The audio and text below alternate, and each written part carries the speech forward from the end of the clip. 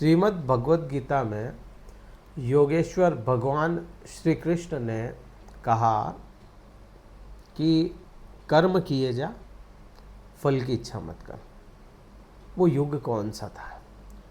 वो युग बहुत पहले की बात है। वो युग द्वापर युग था। आज कौन सा युग चल रहा है? आज है कलयुग।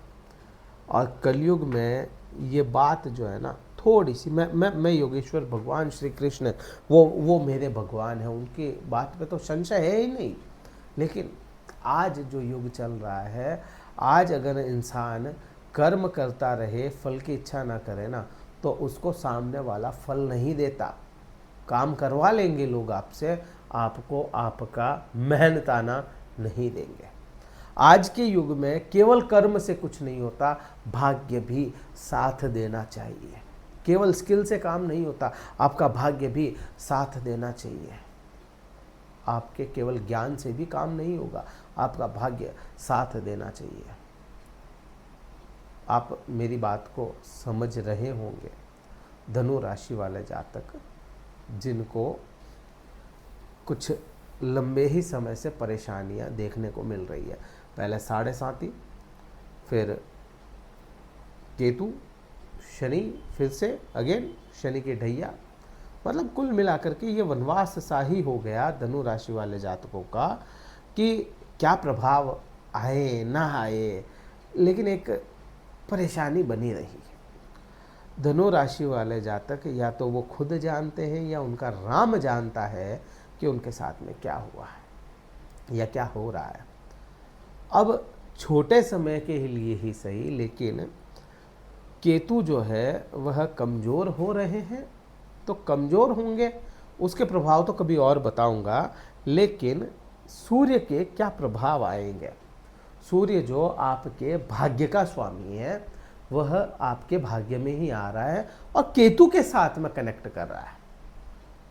भाई सूर्य का यहाँ पे आना कोई बड़ी बात नहीं है, हर साल आता है और हर साल आएगा, 1 महीने के लिए यही रहेगा अपनी ही राशि में। बड़ी बात थोड़ी है ये, हर साल हो रही है जो नई चीज़ नहीं है। नई चीज़ क्या है? नई भी क्या है, 18 साल बाद में ये चीज़ हो रही है कि आपका केतु मघा नक्षत्र में आपके भाग्य में है और सूर्य सिंह राशि में आ रहा है। 18 साल बाद हो रहा है। प्रभाव क्या आएंगे? प्रभाव को समझने से पहले केतु को देखें। केतु क्या है? डिटैचमेंट का कारक है, सप्रेशन का कारक है, अलगाववाद है, अनस्टेबिलिटी है। ये भाव क्या है? ये भाव भाग्य का है। भाग्य को अनस्टेबल करना ये केतु का काम है, जो पिछले 1.25 साल से आपको अनस्टेबल करके बैठा है भाग्य को। ये भाव पिता का भाव है, ये भाव आपके धर्म का भाव है। अब क्योंकि ये धर्म को दिखाता है और केतु जो है धार्मिक प्लैनेट भी है, तो धर्म को या कर्तव्यों को तो इसने खराब नहीं किया, लेकिन भाग्य का साथ भी नहीं दिया। सूर्य क्या है आपके लिए? ये भी तो भाग्य का ही कारक है। अब यहाँ पे जब सूर्य और केतु दोनों ही आपस में मर्ज कर जाएंगे, कहने को तो ग्रहण दोष है, लेकिन अपनी खुद की राशि में सूर्य है तो इसका असर बुरा नहीं आएगा। पहला असर अपने को क्या देखने को मिलेगा? अच्छा, कब से कब तक? 17 तारीख से, ठीक है, 17 अगस्त से। कब तक की बात करो तो 17 सितंबर तक तो सूर्य और 5 दिसंबर तक केतु है इस भाव में। केतु का प्रॉपर वीडियो अलग होगा, यहाँ पे मर्ज करके अपन बात कर रहे हैं। यहाँ पे भाग्य का सपोर्ट तो दिखता है अपने को, लेकिन यहाँ पे आप अपने कर्तव्यों का निर्वाह भी करते हुए नजर आएंगे। अब जब भाग्य का सपोर्ट मिल रहा है तो कहीं ना कहीं आपके कई सारी चीज़ें, आपका कर्म हुआ, आपका जॉब हुआ, आपका धन हुआ, सब जगहों पे कुछ ना कुछ अच्छे परिणाम आपको देखने को मिलेंगे। फिर यहाँ से अपन ये तो नहीं कह सकते कि भाई केवल यहीं पे प्रभाव होंगे, और भी तो कई प्रभाव होंगे। अब केतु जो है वह अपनी दृष्टियाँ डालता है 3 तरह से। 3 तरह कैसे? एक तो जहाँ पे राहु बैठा होगा वहाँ पे भी असर होते हैं, लेकिन राहु के बहुत बड़े असर होते हैं, केतु के उतने नहीं होंगे वहाँ पे, क्योंकि वो प्लैनेट वहाँ पे बैठा है। दूसरा 5वीं और 9वीं होती है। अब राहु या केतु या कोई भी प्लैनेट अगर अपनी विचारधारा के विपरीत किसी ग्रह के साथ में युति बना ले समय में, तो वो क्या करेगा, उस विंडो पे वह उलझ जाएगा। अब केतु जो है अभी की विंडो पे आकर के सूर्य से उलझ गया। अब आप और मैं भी कहीं उलझ चुके हैं किसी के साथ में, तो कहीं और प्रभाव ला सकते हैं क्या? नहीं ला सकते ना, सिंपल सी बात है। तो केतु का भी जब यहीं पे उलझ के रह गया ये, तो अपनी दृष्टियों में भी प्रभाव क्या हो जाएंगे, कम हो जाएंगे। सबसे बड़ी बात, इसका असर आएगा आपके खुद के ऊपर, क्योंकि लग्न या राशि धनु है, और केतु जो है ना, केतु जीवन का सबसे बड़ा क्वेश्चन मार्क है। केतु सबसे बड़ा क्वेश्चन मार्क है। आपका अपने खुद के प्रति सवाल उठाना कि क्या मैं ऐसा हूं जो मैं सही कार्य नहीं कर पा रहा, ये सवाल जो है, ये सवाल मिट जाएगा यहाँ से। ये सवाल का असर कम हो जाएगा कि हाँ मैं हूं जो ये कार्य कर सकता हूं। यहाँ पे ये प्रभाव आपको देखने को मिलेगा। फिर यहीं से जो ये केतु है आपको थोड़ा सा आउट ऑफ द बॉक्स सोचने वाला बनाएगा।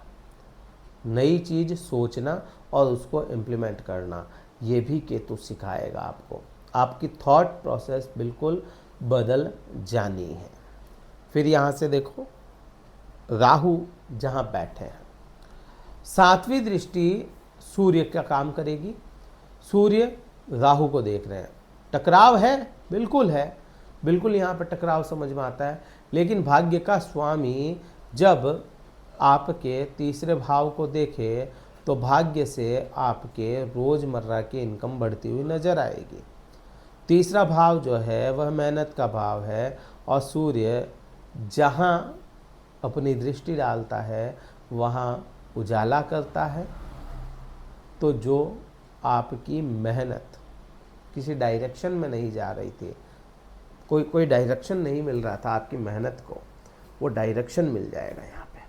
आप जो भी मेहनत कर रहे हो, आप सही दिशा में लगाओगे अपनी मेहनत को, और जब सही दिशा में आपकी मेहनत लगेगी, सही डायरेक्शन मिल जाएगा उसको, तो वो मेहनत भी काम करेगी और भाग्य को उज्जवल करती हुई नजर आएगी। ये सूर्य जो है आपको सामाजिक तौर पे मान सम्मान दिलाएगा, और आत्मविश्वास सूर्य का दूसरा नाम है।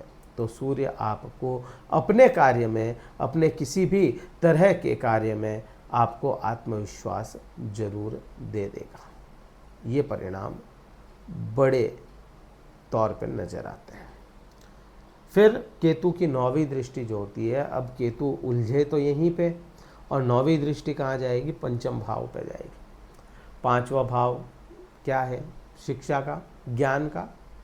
5वां भाव संतान का, विद्यार्थियों के लिए बहुत महत्वपूर्ण, नई जॉब के लिए बहुत महत्वपूर्ण, प्रेमी जोड़ों के लिए बहुत महत्वपूर्ण। जहाँ जहाँ से भी आपको क्लैशेस देखने को मिले थे, चाहे वो प्रेमी जोड़े हों, उनके भ्रम दूर होंगे, नई अपॉर्चुनिटी नहीं आ रही थी, योग बनते हैं, खुल के योग बनते हैं अब, और 1 महीने के लिए तो आपकी किस्मत साथ देगी, तो इसमें भी आपको योग बनते हैं। ट्राई आपको करना पड़ेगा।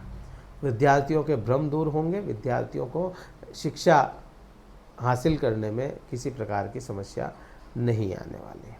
संतान कंसीव करने के भी योग हैं, और जो संतान नहीं चाहते, प्रोटेक्शन का यूज़ बिल्कुल करना पड़ेगा, क्योंकि ये रास्ते वैसे ही बन गए जहाँ पे आपको संतान कंसीव हो सकती है, चाहे वो स्त्री पुरुष हो। ध्यान रखना पड़ेगा। तो ये प्रभाव मेन अपने को समझ में आते हैं। क्या उपाय करोगे सूर्य के लिए? सूर्य और केतु दोनों का ही मैं बताऊं, प्रकृति से जुड़ जाइए, प्रकृति को कम नुकसान पहुंचाइए, प्लस सूर्य को अर्घ्य दे सकते हैं, और अगर गायत्री मंत्र का जाप करते हैं तो और भी ज़्यादा बेहतरीन रिजल्ट आपको मिलते चले जाएंगे। ये वीडियो कहीं ठीक लगे लाइक करना है, शेयर करना है, सब्सक्राइब करना है, और केतु पे डेडिकेटेड वीडियो चाहिए कि भाई कमज़ोर होकर के क्या प्रभाव दे सकते हैं, तो कमेंट कर दो, बना देंगे, आप देख लेना। केतु पे बहुत कम बात होती है, केतु के ऊपर बात नहीं करते लोग, आर्टिकल भी कम है, वीडियोज़ भी कम मिलेंगे, अपन है ना बनाएंगे, ठीक है। और अगर कुंडली विश्लेषण करवाना चाहता हो, 1-to-1 मुझसे बात करना चाहता हो, डिस्क्रिप्शन में कार्यालय का नंबर, व्हाट्सअप मैसेज द्वारा संपर्क करके अपना स्लॉट बुक करवा के फिर मुझसे बात कर सकते हो। इस वीडियो में इतना ही था। जय हिंद, वंदे मातरम, भारत माता की जय।